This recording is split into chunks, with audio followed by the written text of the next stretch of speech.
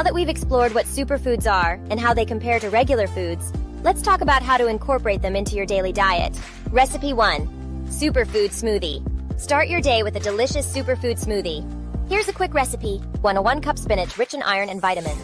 2½ banana, great for potassium. 1 cup frozen blueberries, antioxidants galore.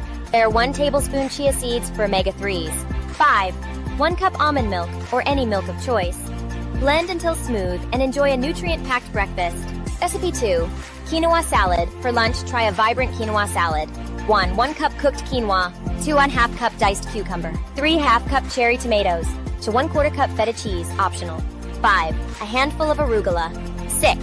Drizzle with olive oil and lemon juice for dressing. This salad is not only filling, but also a fantastic source of protein and vitamins. Remember, small changes can make a significant impact. Whether it's blending up a superfood smoothie or adding kale to your dinner, aim to include a variety of colorful foods on your plate. Thanks for joining us on this superfood journey.